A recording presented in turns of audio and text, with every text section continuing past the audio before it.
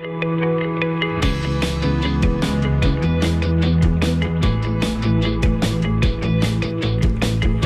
and welcome to Pastor's Perspective, sponsored by Biola University, ranked as the most comprehensively Christian university in North America. I'm Brian Perez, and we are coming to you today from the campus of Calvary Chapel, Costa Mesa, and we will not be here tomorrow or the day after. So call us today if you've got a question. Otherwise, you're going to have to wait until next week. Actually, next month. Technically, 888-564-6173 is the number to call, and we'd love to chat with you. We're going to be here till 4 p.m. Pacific time, 888-564-6173. And answering your questions today, we've got Pastor Brian Brodersen from the aforementioned Calvary Chapel, Costa Mesa. He's going to be here along with Bobby Conway, who's joining us from Hawaii, where he recently got to see the birth of his two grandchildren, his grandsons. We were introduced to them yesterday. If you didn't watch that, you can go back on Facebook and YouTube and see those adorable little twins. And you can find that on yesterday's, that would be the November 26th episode of Pastor's Perspective. So what's going on, guys? How are you? Good. Good to be with you guys. Yes, doing well. Doing well. Happy to hear that. Yeah, happy day. It's really quiet around here today. It is. You know, it's kind of like a ghost town. Everybody's, I guess, prepping their turkeys for tomorrow. And, yeah, it's been a good day. Spent the day with a friend, you know, just talking about ministry and kingdom stuff and Jesus and all that good stuff that we get to do. Great conversation. Yeah, so that's good. And once again, my wife said, make sure today when you go on the radio, make sure you mention the Christmas coffee that is coming up, which I posted something on my Instagram today for that. But December 7th, our annual Christmas coffee for the ladies ministry. Beth Redmond, the wife of Matt Redmond, will be our special guest speaker. And Molly Toms, our little amazing vocalist from London, England.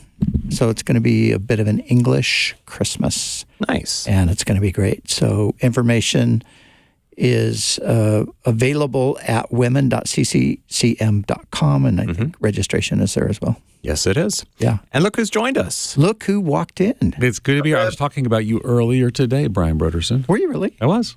Were you saying nice things? I always say, what would there be anything else to say about Well, it's some folks have found quite a few negative things to say. Brother, it's 2024. If you don't have people mad at you, you're not doing anything significant. I was actually planning with John Lennox. And John Lennox, you love John Lennox. So we are, we have this apologetic certificate that people are already taking now at the Biola University, Talbot School of Theology, but we're updating it. So we I don't even know if I should announce this on the radio. So it's now in partnership with the Oxford Center for Christian Apologetics. Awesome. And while you're there next week, week after next, teaching with me at Oxford University, John will be recording in the other room for our apologetic certificate. But we also have a lot. It's like all your friends. Amy Orr Ewing's in the certificate. Charlie Stiles is in the certificate. Who else is there? Alfonso, you know, Raheel, you know all these people. Yeah. Everyone knows Brian Brodersen. So that's the new apologetic certificate. Awesome. So John's going to be in Oxford. He's going to be in Oxford. Well, doesn't he live there? Yeah, he does, but he's not at he's not on the campus. Right, he's not at Wycliffe. It's kind of weird because people don't know that Oxford's not really a school. It's a bunch of schools. Right. So he's coming to Wycliffe Hall to record. Okay, good. And I don't think he'll be there Monday, but... Okay. Well, maybe, it'd be good to just see him. Well, yeah. But we got a great lineup, and we love apologetics at Talbot School of Theology. You know, I was thinking today about. Now I know our friend John Dixon doesn't like the term apologetic. He's in the apologetic certificate, so he can complain about it all day long. He's recording this week too. And we have the 1 minute apologist with us. Wait, who's that? There's a 1 minute apologist? This is a past life, the 1 minute apologist. I also want to say that I've never see him keep to a minute on anything. So it's rather ironic. It's like, I don't know. It's a bit like ironic marketing, I guess. It's like the eat more chicken from the Chick-fil-A people. Right. 1 minute apologies, if I could only. Yeah. But here was my thought today, because I was thinking about something else. I was thinking about theology, and I was thinking, really, like in early church history, the theologians that emerged were really, in a lot of ways, they were first apologists. Oh, for sure. Think about Justin Martyr and others. Right, I mean, very much so. Yes, exactly. Right. So I think, those two things are connected. Well, I do think that apologetics is becoming increasingly, I mean, if we can go down this road, I'll ask Bobby a question, but it's becoming increasingly important because people, as the culture becomes more secular, they're starting further away from basic understanding of the gospel. But it's also changing. Whereas, Sean McDowell's our best known apologetics professor by far. He's a professor, full-time professor at Talbot, also a speaker and a writer. But if you look back to his dad, Josh McDowell, people were like, evidence that demands a verdict. Is it true? That was the question. Is it true? Prove it to me. That the evidentialist apologetics. Over time, it's shifted, and now it's moved to more, is it good? Is it beautiful? Is it right? So we're right now hiring another apologetics professor full-time at the Talbot School of Theology. Again, we have the largest apologetics program in the whole world, and people can take it online. People can do the whole degree online. Yeah.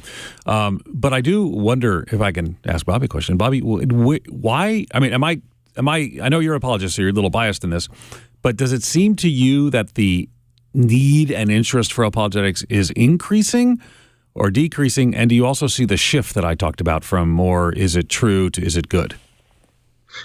Absolutely. I mean, there was a time where people felt very intimidated to get into it. There's still lots that are intimidated by the word, but getting into like the different arguments from natural theology, to debate the atheists, there has not been the loud voice of the new atheists that you had to compete with some pretty robust arguments. Now apologetics is taking on much more of a cultural flair. So cultural apologetics, where you've got a lot of people who live in a niche, and it's not giving arguments for the existence of God, but it's giving an apologetic for the Christian worldview in a particular piece of life, whether you're defending the Bible against CRT or LGBTQ. And that is where a lot of people are finding their lane, where in the past apologists did need to be trained in a very broad scope of things, even, to know how to answer the Bible, be dropped into several passages. So one of the strengths is you got a lot of people doing niche work, but one of the dangers is you lose out on the benefit of being a real well-rounded apologist if you don't understand the arguments for the existence of God, how to defend the Bible. But I'm thankful that more people are coming into this realm and less intimidated, and social media certainly has made that possible. And you have a lot of people, I think, that get into it and it's good, but the danger that I see happen sometimes is you'll get people that they're not holistically trained yet, and they're getting a large platform on a niche, but you can see some of the kind of the potholes that you can run into if you still don't appreciate the broader scale training that the Talbot School of Theology offers. Look at him. Yeah. I appreciate that. He didn't go to Talbot School of Theology, but I appreciate him. Bobby, I feel that love. But he could be a future lecturer or we're working towards that because we love Bobby, and he's well trained in this field. And I do think, it does seem to me, Bobby, that sometimes the apologetics folks who don't, and again, I want everybody to feel empowered to share with as much as they know, with whoever they love, et cetera, et cetera. But if you start getting into some of these things, like I said, you can, I was thinking of one person who just created this huge YouTube channel just refuting the arguments of atheists, he said. But it was like, that's not really the arguments of atheists anymore. So sort of knowing those things really does help. So I'm a big fan. That's why, again, you can do the master's degree, which I think is great. And again, it's people do it online. It's people all over the world do the master's degree. But with the certificate, it's actually lower entry. Anyone can do it. It's more affordable. And it's just crazy. So we got J.P. Moreland, but then we were just talking today. So we're trying to figure out. Okay, we got J.P. Moreland. He's talking some about science but Lennox is like, we're going to talk about transhumanism and AI. right.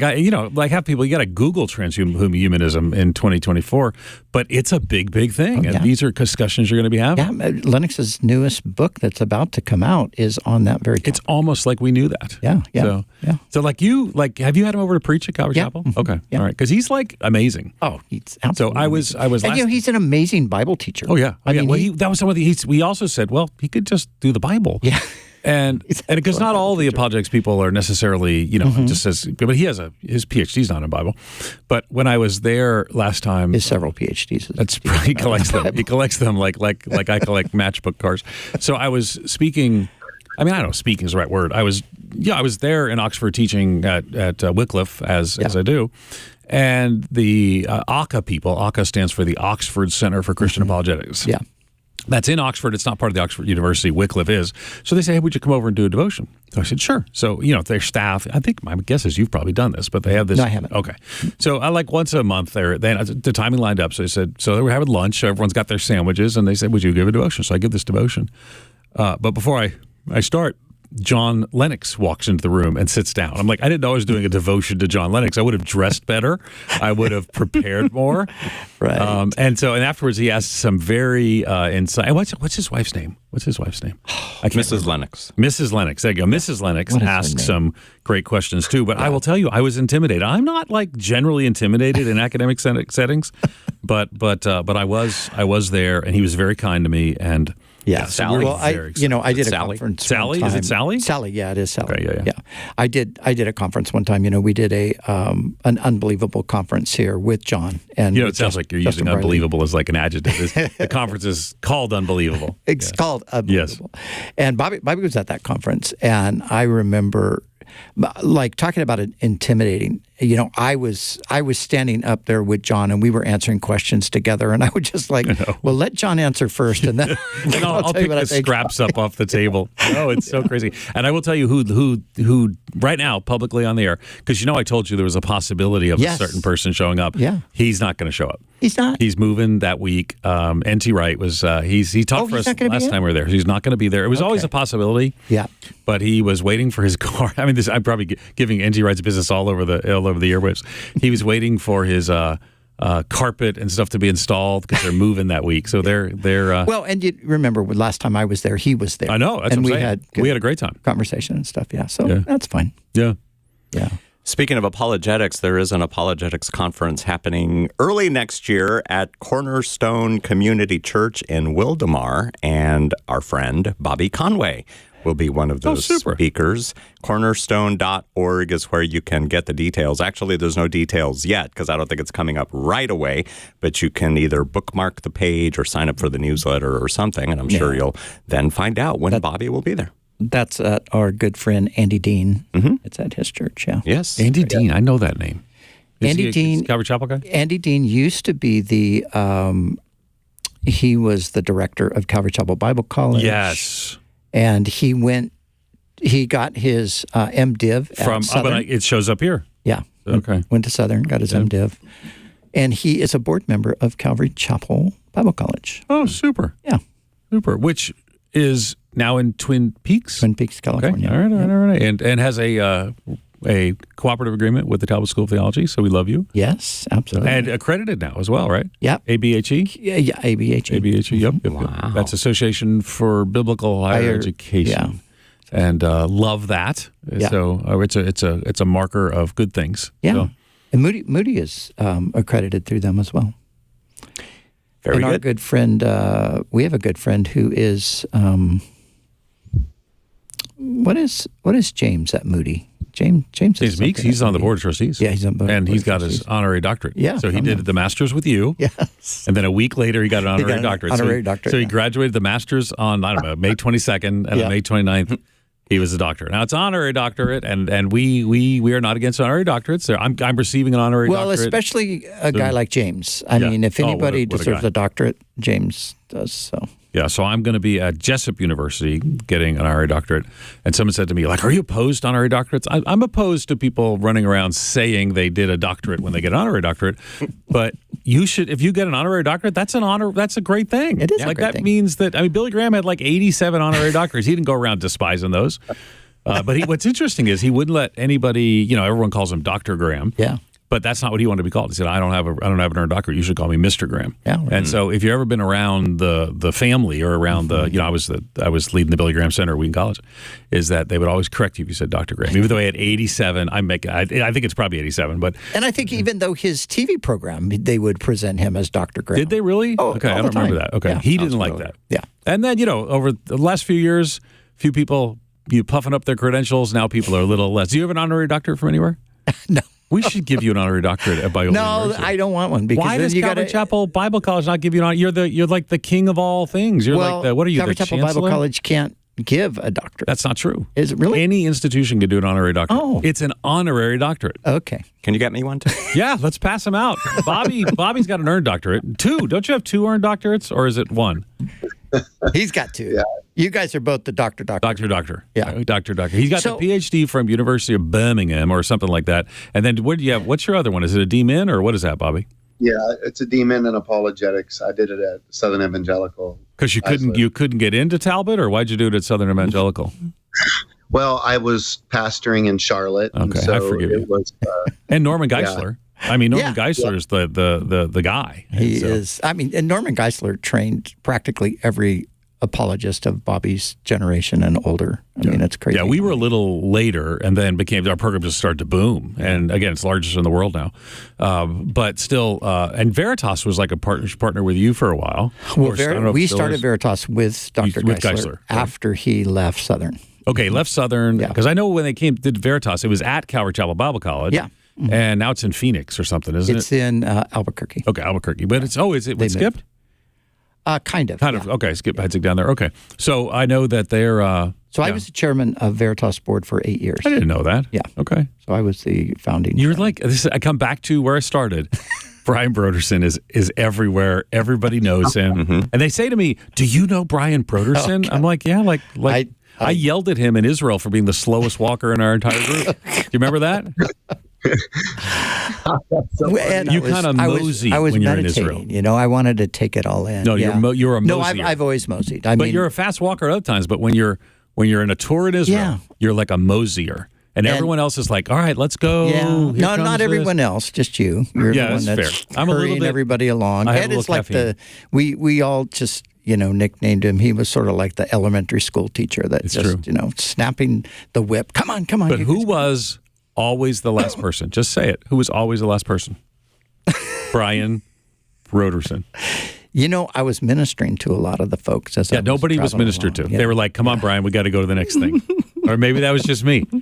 I don't know. It was just you. Apologetics, and then we should go to like Israel. And Let's talk about apologetics for just one more minute Please. because I want to talk to you guys both. I want to bring up this name, Dan Barker. Okay. I listened to Dan Barker kind of do a little bit of a debate on the C.S. Lewis podcast with the Surprised by Oxford lady. What's her name again? I always forget it. Oh, she's great. We just did the movie on campus. Carolyn Weber. Yeah. Yeah. And I listened to this conversation back and forth. And Bobby, you probably know more about Dan Barker maybe than Ed does. But I mean, how does this guy have any credibility? I mean, I listen to this guy and I just think he Wasn't a win, huh? He doesn't make any sense. You know where he went to school? Huh? You know where he went to school? Yeah, he went to Azusa Pacific. I shouldn't say Azusa Pacific on there. Azusa Pacific is a fine school. We're thankful. Their president's great. Well, I heard him talk about going there, and then I heard him talk about what a smart person he was, and I thought, that's the debatable. Yeah, he was actually ordained. Okay, and then he was a Quaker for a while, like our good friends at. We got a bunch of like Matthew Cork and others. So, and then Assemblies of God for a while. Well, here's the crazy story about him: is he, so his whole thing is that at 15 years old, he really, had an experience with the Lord, and for the next 20 years, he went out and he was an evangelist, he was a missionary, he was a musician, preached the gospel. Really? All of this stuff, And then he started meeting people outside of his circles, and he started finding out there's more things, Christians believe different things. They have some disagreements and so forth. And, that just kept going and going and going until he finally got out to world religions, and then he finally became an atheist. And yet, I just found his whole approach, his argumentation was so flimsy. I just can't believe the guy has an audience. That's what shocked me. So, Bobby, you know more about him. I think you've even... Have you debated him, Bobby? Have you done something? So, I'm actually not real familiar with him. I recognize the name, but I haven't read any of his stuff, and so I'm just kind of absorbing what you're saying about him. Well, I'm looking online. I don't see he doesn't have a lot of publications. Well, he says he has a couple books. He's with the Freedom from Thought Freedom from Religion Foundation. Yeah, right. And he wrote. So, this is fascinating. He wrote the song "Mary Had a Little Lamb" with Manna Music. Remember that musical? Yeah, he wrote that. He talks about that, and then his fleece was white as snow. Of course, I'm reading it on Wikipedia, and they can't put it on there if it's not true. Yeah. And then he's writing for Skeptics in '90, so he kind of moves away. So he's written several books. I read The Losing in Faith from Preacher to Atheist. I read that one years ago. That's in the '90s. Yeah. Life-driven purpose. Boy, I can't imagine where he got that theme from. Purpose-driven life. Just switching the words up, right? Yeah, that's fascinating. Well, I listened to him, like I said, do this sort of the question was, because it's a C.S. Lewis podcast, the question is, are C.S. Lewis's arguments still relevant today? The liar, lunatic, Lord stuff. Yeah, not even just that. more than that. Okay. But he was like, C.S. Lewis's arguments had never been relevant. Period, because he got everything wrong. And you're listening to this guy, and then Carolyn Weber. She's so brilliant. She's so articulate. She's just sort of. You could almost see her like kind of scratching her head, like, "Wow, I don't even know how to respond to." Okay, so let me tell you Carolyn Weber's story. Let's gossip about Carolyn Weber live on all of our radio patterns. Well, I saw the movie. I have the book, but it looks really thick. So we showed the movie on campus. We have this thing called the Malcolm Initiative for the Arts. Yeah. And so we showed the movie there and had a great turnout from students and everything. So, but here's the secret story of Carolyn Weber right now. I'm going to send her this so she hears it. Yeah. So my daughter, who I just literally came from the movies with, so she lives in Chicago now, but she's graduated Wheaton College. She was going to go up to Canada to go to school. My children are all Canadians. Mm-hmm. She got into there are 3 elite schools in Canada she applied to, and she got in 2 of the 3. This is Kristen, the oldest. The oldest. Yeah, the oldest. I don't think you would have met her as much because she was living in Canada when we were doing the academic program. So she wanted to go to a school where Carolyn was based, connected, which is a secular school in not in Toronto. It's outside of Toronto. It's called Western. And Carolyn Weber's like, we got this. Let me know. We'll connect her and do all sorts of stuff. And she was she's a big deal. She got a movie made about her. Yeah. And and my daughter ended up going to the University of Toronto instead. Mm-hmm. And she was super gracious about that. And so I got to see her when she came to campus to do this. She was there for the showing of the film. Mm-hmm. And she remembered all that. And I think she's awesome. She lives in Franklin now, Tennessee, because that's where all the people live now. Right, I saw that, yeah. All the cool is she Canadian? I think so. Yeah. Mm-hmm. I didn't actually specifically ask her. Yeah, I think she is. I think Canadians are basically Americans. There's not real difference. So I say that. My wife's Canadian. My 3 children are dual citizens. So it's North Montana. It is basically true. North Montana. When you drive across the border, the only thing you're going to find that's different is Tim Hortons, which is, can I just say, amazing. And they're making their way south of the border. I mean, they have come down a little bit. Yeah. The Tim Hortons or the Canadians? Because the Canadians, I did hear they're crossing the border a lot. I think there was something came out of that in the news the other day. But they seem pretty happy up there. They're fleeing from peace, order, and good government. So that's in case people don't know, peace, order, and good government is like life, liberty, and the pursuit of happiness for us. So people are like, what are you saying? Yeah. But Canada. Well, the prime minister is a little bit of a problem. Did you know? Okay, we are just a little like stream of consciousness today. The prime minister, you know what the Alpha Course is? Of course you do. Yes. You know what the Alpha Course is? Don't tell me that he took it. He took the Alpha Course. Are you kidding me? It didn't seem to stick. Didn't do anything. But he did. If you Google Prime Minister Trudeau, the son, Justin Trudeau, because his dad was a prime minister, has not made it. You'll know, but not everyone might know. And then the Alpha Course, he actually did an interview. Like it helped him to understand spirituality more. We need to talk to Nikki Gumbel about that. I told him. I told him that. He said, I knew. Everyone tells me about that. He said, leave me alone. So we were having tea in wherever we are. And where does he live? It's like in this neighborhood you'd know, not Wilberforce, where Wilberforce used to live. Well, last time I was with Clapham. Nikki. He lives in Clapham now. Right, he did. He moved. And he had Nikki had Donna and I over for tea. Oh, yeah. And we really enjoyed him. Right now, he's really working hard for a fight for orthodoxy in the Church of England. That is, I don't know that they're going to win. It's a big deal. And then Justin Welby, speaking of another Justin, who recently just resigned from the Archbishop of Canterbury role over this thing that goes way back with this John Smith. Yeah. But I think he should have resigned a long time ago over other things because he pretty much ditched the faith. Well, he theologically, he came out of HTB, which is a solid evangelical church. I mean, it's not going to be everyone's cup of tea because it's pretty charismatic. It's very much like a vineyard in America. Mm-hmm. But I love it. I've been there many times and love him. And so Justin Welby came out of that church, and that's a solid evangelical church. Matter of fact, he did this interview that when he started speaking in tongues, which is not a phrase you expect to hear from the Archbishop of Canterbury, it was like he got chickenpox or something. He was trying to make a joke about it, or it was so shocking to people. And yet, he just is sort of I was in Oxford, living in Oxford, when the Diocese of Oxford's bishop, the largest diocese in England is the Diocese of Oxford, when he came out in favor of same-sex marriage. Right. And then I think it was London, and they all did this together. And then Welby, he's losing the global Anglicans. Yeah. You think about the more Anglicans go to church in Nigeria than all of the UK. Yeah. And a friend of ours that I will not mention his name told me about a conversation with Welby as he was really sort of leaning more. I think evolving is what people called it here. So yeah, as he was moving more in that direction, a friend of ours who comes from that world told me personally that he had a moment with him that was a prophetic moment where he literally warned him, do not go. Wow.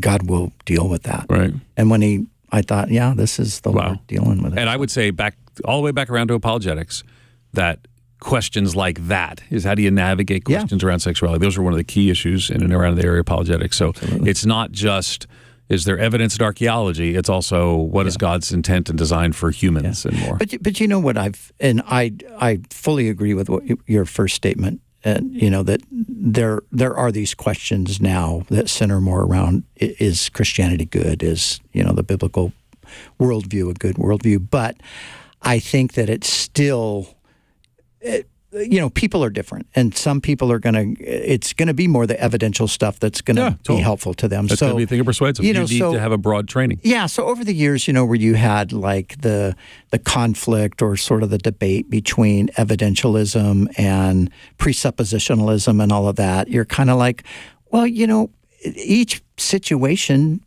it varies from person to person. Sometimes you're going to do a presuppositional thing. Sometimes you're going to do an evidential thing. I don't think it's either or.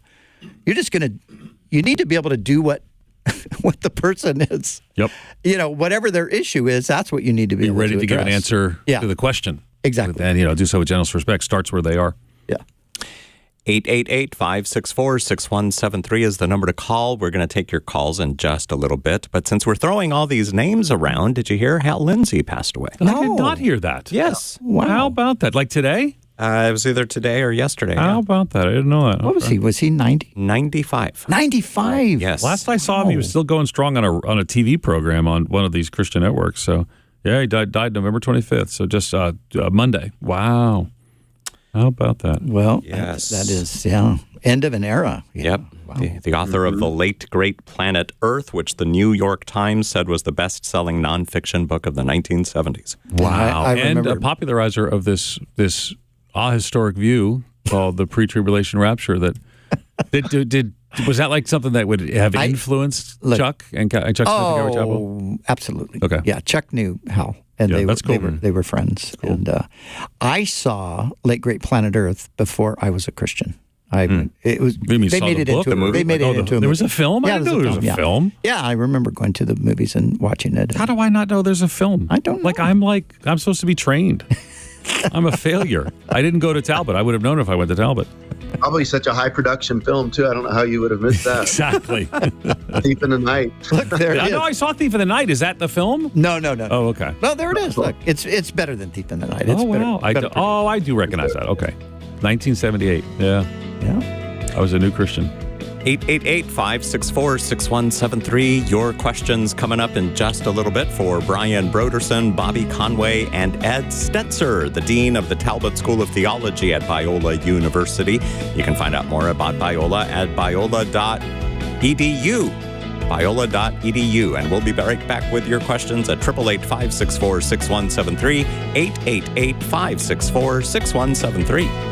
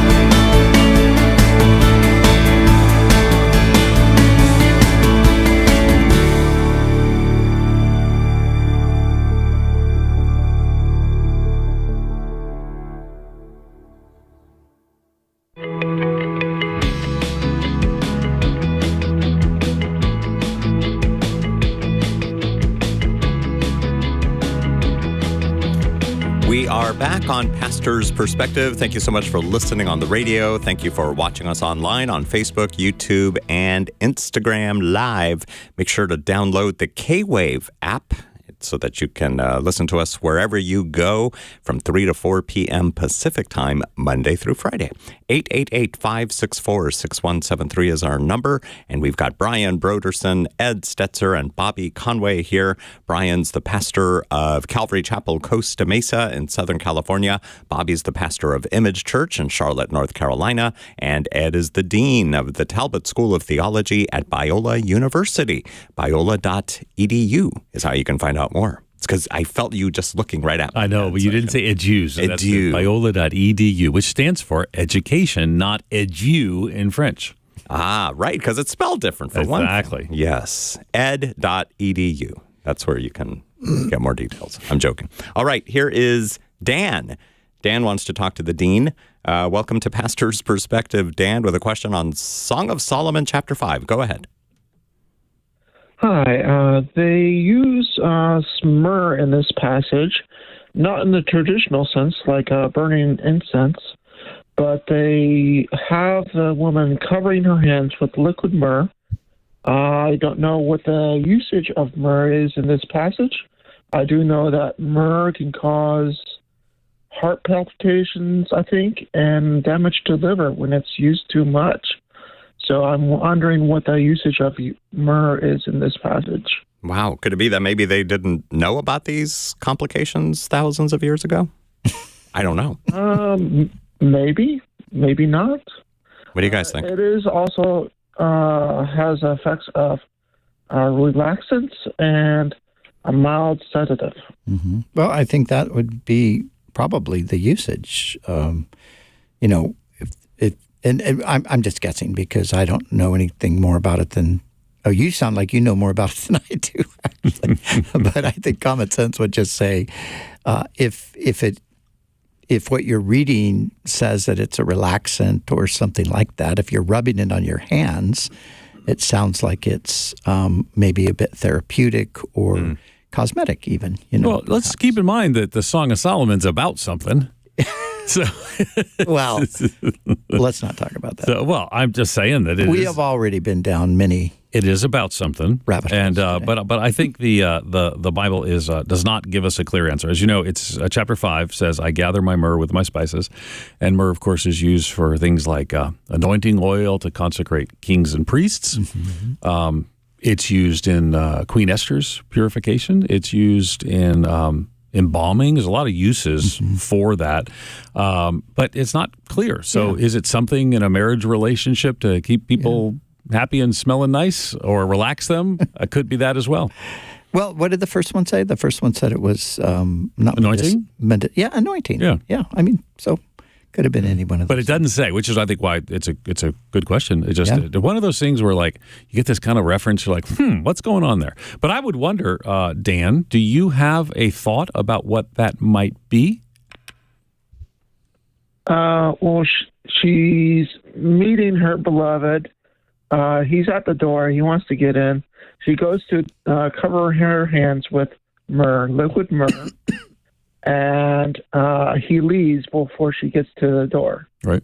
So there's not much direct implications of what it's used for. There's inferences. We could probably draw a few inferences.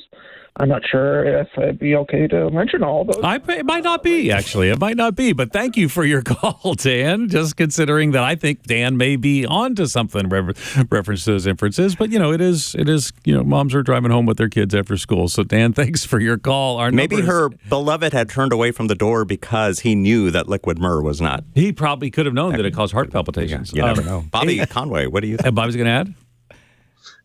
So I would take it more like they've had some conflict. It's a story between Solomon and his Shulamite lover, and one of the ancient rituals would be to use myrrh and put it on the doorknob. And some would say that, according to custom of the day, that it would be a sign that I was here, and it would be a perfume, like a love note. And so, if indeed she opened it, then you would have a word order that might throw the confusion. She opens the door and then says, "Oh, then I had this perfume on my hands." It seems like that happens before, but it's also possible that, if you just look at the story and not this direct word order, that Solomon came and he leaves some perfume on the door as a gesture, a love note of sorts, to say that I was here. So that's another possibility of that as well. Well, I like that one. I think that's. I didn't see that. I mean, I think Bobby got better than us. I think Dan has more thoughts, but we were not sure we could put Dan. Dan, we're for you, man. Thanks for calling in, but we're a little nervous about putting you on the air. This is why Bobby is the doctor. He's the 1 minute apologist. Yes. And you can call and ask Bobby more questions at 888-564-6173. That's 888-564-6173. Evan in Carlsbad, California. Welcome to Pastor's Perspective. Hey, good afternoon, pastors. Thanks for taking my call. Happy Thanksgiving to all you guys. Yeah, thank you, Evan. Likewise, bro. Hey, I just had some kind of general questions. Just the main differences between the Orthodox Church. A little familiar with the Roman Catholic Church, and obviously like the Protestant, the three kind of main branches of Christianity. I see a lot of kind of rise in the Orthodox Church here, and through friends and stuff like that. And I'm just kind of curious: are the Orthodox Church? I mean, is there any doctrinal issues that would separate us that affect salvation? Kind of just like I said, I'm just educating myself more. I obviously align with the Protestant Church. I was saved in the Protestant Church, attend a non-denominational church.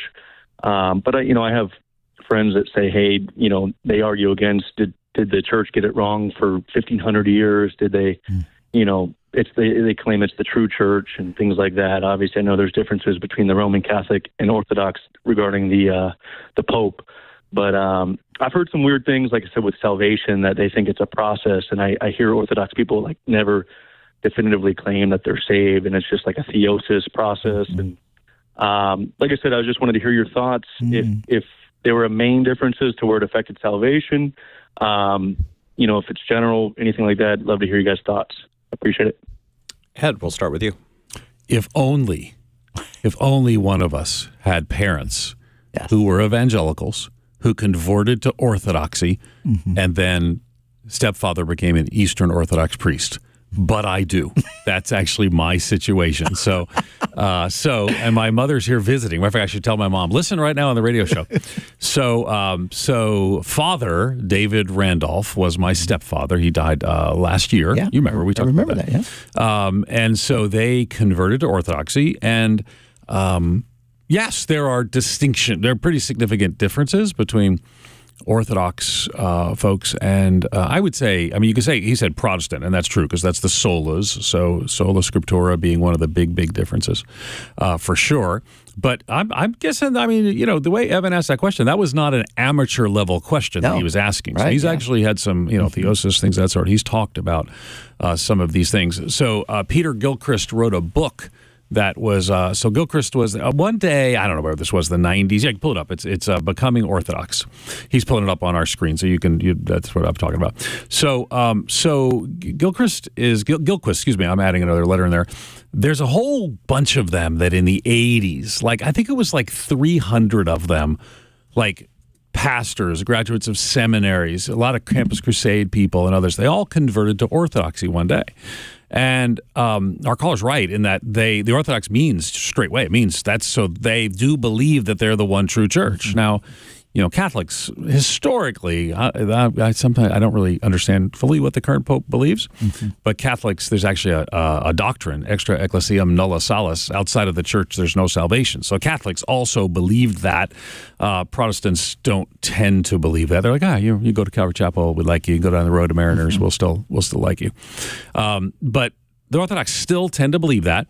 So the bigger differences, I would say, are sola scriptura. So in evangelicalism, which is a slice of Protestantism, it's kind of a renewal movement within Protestantism. We believe that the Bible is the final authority even over the church, whereas they wouldn't use the same language as the Catholics. There's two twin pillars of Scripture and tradition. But the Orthodox Christians believe the Bible and the church are both originated by the Holy Spirit. I would say he specifically mentioned salvation and theosis, where it fits in that. Evangelicals tend to, this is literally what we're going to be teaching next week at Oxford. The school there is an Anglican school, but it's in the evangelical tradition. So I start by explaining what we call punctiliar conversion. You were in my class when I explained that, punctiliar conversion. So as evangelicals, and most Protestants historically believe this, not all, there's a point in time that before which you were dead in your trespasses and sins, and then you receive by grace and through faith, you're born again, and you become a follower of Jesus. So that's punctiliar, think of punctuation, moment in time where you become a Christian. Whereas Orthodox is different. It is a long-term process. It begins with baptism, includes the sacraments, which we would tend to see differently as well. And there's a lot of other stuff. There's, deification. There's all kinds of distinctions that are there. And there's actually a dialogue. I was invited to be a part of it. I declined it, not because I thought it was a bad idea. There's this evangelical Orthodox dialogue. I just that's kind of what I have in my family. My parents are giving me books trying to convert me when I was younger to Orthodoxy and more. So, but those are a few examples. There's maybe lots more. Bobby, you'll want to jump in and share. I was thinking to the, the very Protestant doctrine of salvation by grace alone through faith alone. Through faith alone, sure. And that would be a big distinction because, of course, you do have that, like Ed, you just mentioned, the point of time where there is a conversion that is by grace through faith. So I think a couple of things I've picked up on is, the big emphasis in the Orthodox Church, the emphasis seems to be more on the incarnation verses in Protestantism and even in Catholicism on the redemptive work of Christ. Yeah. So that was I would say it's less, the technical term would be forensic, geared towards that kind of justification. Right, it's more transformation. That's a fair way to put it. Yeah. But, funny enough, Hank Hanegraaff, remember Hank? Yeah. I wrote a 3,000-word article because of the unique journey I was on, saying, kind of critiquing his conversion. Yeah. Well, I just randomly ran into a guy in the market the other night. He says, "Hey, Pastor Brian, I came to church this week and I loved it," and on. And, we just kind of talking. And then he says, "Hank Hanegraaff's one of my best friends. And I just talked to him, and he loves you Calvary guys. And he used to be a Calvary guy." Yeah. Yes, he was ordained as a Calvary Chapel pastor. But he converted to Orthodoxy. Mm-hmm. And I don't think that guys who convert to Orthodoxy out of, let's just say the broader term of evangelicalism, people who have had an encounter with Jesus, I don't think they're denying that they had that encounter with Jesus and now they're going to go back and try to insert themselves in some process that'll eventually, hopefully, lead to salvation. I couldn't imagine that Hank's doing anything like that. No, I didn't. And I would say, we've had some people at Biola who converted to Orthodoxy or Wheaton, and they, or even it's like Francis Beckwith was this prominent evangelical. He converts to Catholicism, and he still says, "I can affirm everything in evangelicalism." I'm like, well, you really, I'm not mad at you, but not really.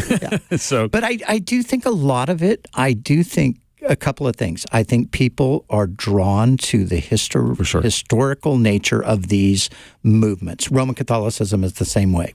People think of all of the history, and they see that as they see it as more stable than Protestantism. Maybe too strong. But a lot of evangelicals feel like Christianity was discovered in 1980 when they got a guitar and they got a Bible on a stage. So, exactly. Yeah. And so with both Orthodoxy and Catholicism, there is this idea that you're connecting to something really historic. And the other thing, I think, is you're connecting to something that is reverential. Yeah. It's highly it respects divine things. It magnifies the like a cathedral. A cathedral is much different than a warehouse. So we establish churches and warehouses. These guys build cathedrals. It's true. To the glory of God. So a lot of times what I've found is that's been sort of the draw for people. Like they just want something more substantial. So become an evangelical Anglican. I mean, I'm good with that. Yeah. Become an evangelical. I think you get to make so much change theologically to embrace Orthodoxy and Catholicism. So, and again, I'm not, I've, it's family. It's family. I grew up Catholic, and my parents, but I'm also a conservative evangelical, and that's where we are at Talbot. That's where we are at Calvary Chapel Bible College. And you're a Baptist. Just admit it.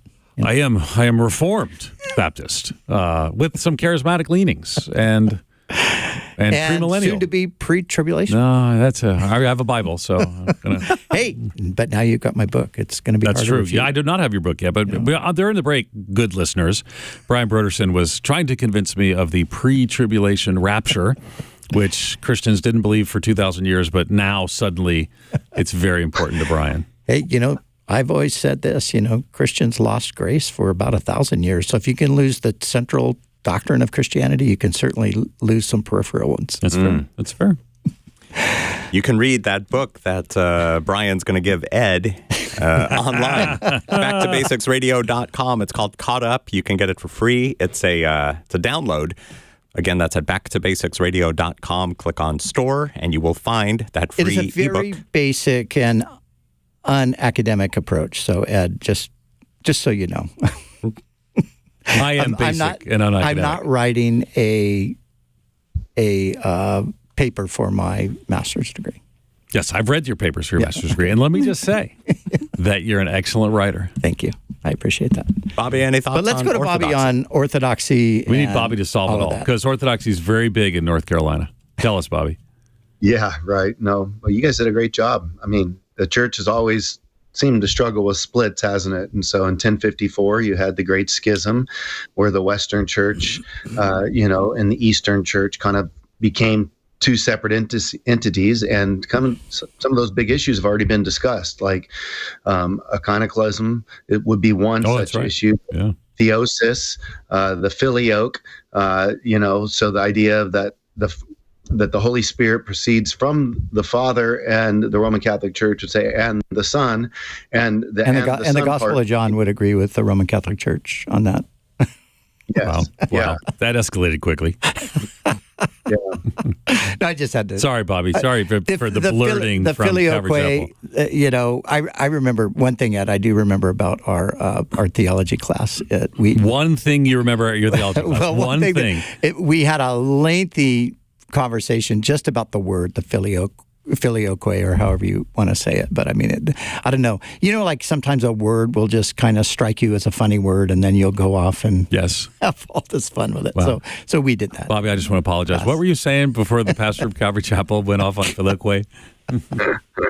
Well, we probably shared a lot about the Greek Orthodox Church, so yeah. Then we will move on. Ray in Ontario, what did you want to know? Hello? Go ahead, Ray. What's your question? Yeah, my question is, what is your take on flying saucers or things like that? My take, I think they're like demons that are trying to deceive the Christians. So what is your take on that stuff? I want to know from Bobby first, because I think Bobby has a strong opinion on this that he's been holding back on us. Yeah. No, well, I mean, I don't think we can know for sure. I mean, I don't think that that the sighting of them is something that hasn't happened. I believe that it has, but whether or not they're actual flying saucers that people are seeing. I just remember, like, my parents in the 70s, we were living in Laguna Beach up on the hill. Can you imagine? We had a oceanfront view from the mountains up there, looking out at Catalina Island, and rent was $500 a month. Wow. in Laguna Beach. Wow. Yeah. So this was in the 70s, and my parents saw this, this ship, I guess they would call it, right? They thought a UFO. Really, UFO just means unidentified flying object, right? And it just sped away real quick, but there were several calls that went in saying they saw the same thing that night. And so I have no idea what to do with it, because here's the deal. Let's just say there is existence on another planet somewhere, and they figured out a way to, check us out. I don't believe that, but I can't prove that it's not possible. So I can't say for sure, but it's also possible that it could be, some kind of a demonic way to throw us off and get us to not believe in the unseen realm in that way, but to believe just simply in, aliens from another planet. So I just think there's options when it comes to this, and I don't think anybody can be for sure, because there are different arguments that you could use, and none of us can really prove for sure what it is, because we don't have a concrete flying saucer that we know of. At least, some would say that they're hiding out in, Arizona and Nevada. Oh, Roswell, baby. But, yeah. I just heard something a couple of days ago. I mean, our government is essentially saying there are these, whatever they are, unidentified flying objects or whatever. I mean, this guy was somebody from the Pentagon just saying, well, this is absolutely happening. We don't know what it is. And I thought, oh, wow. Well, if there's life on other planets, then I'm sure that he must know. You recognize the song? And he's been there once already and has died to save their soul. Yeah. That's Larry Norman, by the way. That's because he's an unidentified flying object. That's so true. They were so dating ourselves. But Larry and I had that on cassette back in the day. I don't actually think. What's that, Bobby? That would actually be proof. That would not be. That would then that if we have that and we have some aliens that are like in some, tube like Han Solo, over ice, this would just go to show that it wouldn't be demonic, that there is actually life on other planets, and we just are waiting to hear for sure. So you basically think Independence Day is like a documentary, that we have them frozen somewhere there? I'm of the view, I think I'm in the minority here, that there's nothing out there. I'm of the view there's nothing out there. Well, I would say the Fermi paradox, we've got all the billions, we haven't seen anything else. I would say the lack of von Neumann machines, which is how you'd probably explore the universe with self-replicating machines to go out and find intelligent life that's out there. We've been scanning the skies. If you asked me in the 70s, I thought that place would be teeming with life. Now I'm just kind of the view. And here's the thing. There are 4 billion cell phones on planet Earth. If folks are visiting the planet, there would be pictures. And and so I don't know. I'm just thinking. No, I'm with you. I'm not. I haven't. Just because the Pentagon is saying it, I don't believe much that's coming out of the government. I think a lot of those identifying objects are balloons and this other stuff. But who knows? Who knows? I mean, I'm a science fiction fan. Yeah. So I'm a science fiction fan. But I just say that as long as we've been looking, we haven't found anything yet. So we'll see. Yeah, with the Hubble and all that. I mean, it is so true. I mean, I would definitely lean more toward. I don't know what to say about the moments like what my parents saw, like with the darting away. I don't know, like some shooting star phenomenon. I mean, it's difficult. But I want to say, Bobby, that I called it, that you were going to have a story related to a UFO. I called it right here. You're a prophet. I'm a prophet, and I work for a nonprofit organization, but I called it right here. And what I would say, too, is I don't even think that's like a Christian thing. Now, I mean, as a Christian, I would be, I wouldn't be, it wouldn't collapse my faith if there were life on other planets. Right. But what I would say is, I just, from a scientific thing, it's, where are all these people? And I think scientists are all now increasingly saying that as well. If anybody will find out for us, it's Elon. Elon. We just. I'm not sure Elon's not an alien. Well, a lot of people are asking questions about that. People are saying. Yeah. People are okay, saying. We just got a few seconds left. Yeah. I think we should do a lightning round of thankfulness. Ed, what are you thankful for? I am thankful that my 3 daughters are going to be home for Thanksgiving. My mom's here, and I'm thankful for family. That is great. I'm thankful for you guys and that I get to, don't cry, that I get to host this program. I've been doing it for 7 years now, and it's been awesome. Bobby? I'm thankful for my grandbabies that were born just a few days ago. I am so jealous. Yes. I need some grandkids. Amen. But I need husbands for the daughters first. And I'm thankful for my amazing wife. And I'm so thankful for my family, my kids. The greatest thing in all of life is to have your kids following Jesus. And I'm just thankful that mine are. Sure. I'm thankful that I have a new grandbaby coming at the end of May. And you have grandbabies? No. Okay. I am thankful for each one of you guys. You're each a blessing in my life. And I'm thankful for these Wednesdays when we get to hang out. We do have fun. Have fun. We do have fun. Yeah. I left my movie early to be here. I was defying gravity, so I left my movie here. I just saw the live performance in London 3 weeks ago. Yeah, it's pretty. The movie was great until the last 10 minutes when I had to leave to get here to be on the show. Yeah, well, we thank you for tell you about it. All right, you guys, thanks so much for listening and for watching. We're going to be back next week, Monday, December 2nd. We'll talk to you then. God bless you guys. Remember, you can catch up on past episodes on Facebook, YouTube, Spotify, and Apple Podcasts. I'm Brian Perez for Brian Broderson, Ed Stetzer, and Bobby Conway. Have a great Thanksgiving. Pastor's Perspective was sponsored by Biola University, ranked as the most comprehensively Christian university in North America.